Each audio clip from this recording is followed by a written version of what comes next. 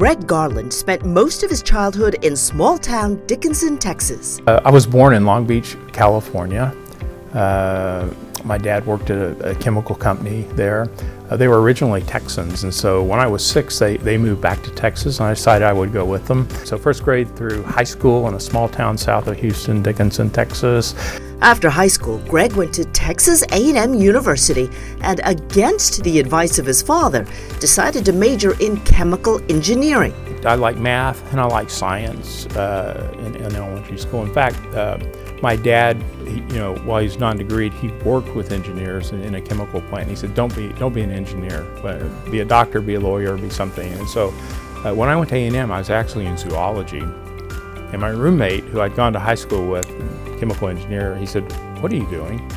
He says, "Let me tell you what's going to happen to you." He says, you're going to get your degree in zoology. You probably won't get into med school or vet school.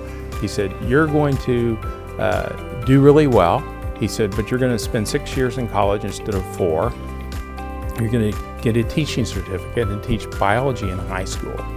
He said, "And that is noble, and that's wonderful, and that's awesome." He said, "But you're going to make $12,000 a year, and I'm going to make $22,000 a year as a chemical engineer." So the next day I went and changed my major to chemical engineering. While he was the first person in his family to go to college, both parents encouraged Greg to continue his education. And they knew it was going to be important, and it's foundational. It taught me how to learn. It taught me how to think about complex problems. But more importantly, it helped me to understand that just getting a degree, high school degree or college degree is not the end, that you really have to have a lifelong love of learning. Once he graduated from Texas A&M University, Greg received several job offers, but settled for a position at Phillips 66, a decision that would ultimately set the trajectory of his career. I picked Phillips because I like the people. The people of Phillips 66, they love the company. They were proud of the company. They were proud of the culture. It felt like family to me. Midwestern company, headquartered in Bartlesville, Oklahoma. And so that's how I ultimately picked. I picked the company that I felt the most comfort with. After a successful career spanning 43 years, Greg has many accomplishments to reflect on and be proud of. And then you think about all the lives that you touch and the opportunities to mentor and develop and truly change lives. Those impacts are beyond words. There's nothing more magical than seeing someone get it, so to speak, and that the mentoring that you're doing with people, helping them to understand how that they can get better and do better and be better.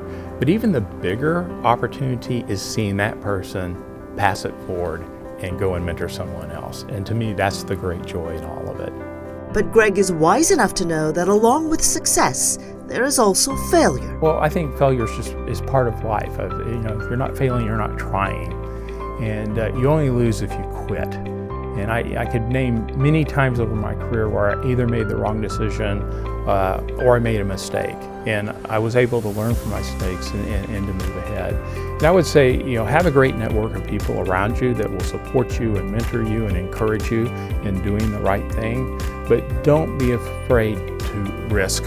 While Greg has dedicated much of his time and talents to his career, he says the best thing is the family that he shares with his wife, Gail. Being an only child, Gail and I have 4 children. We have 8 grandchildren, and we have 2 great-grandchildren. So got lots of big family, and for me that's kind of different, but it's one of the best parts of life. Greg Garland, 2023 inductee into the JA Hall of Achievement.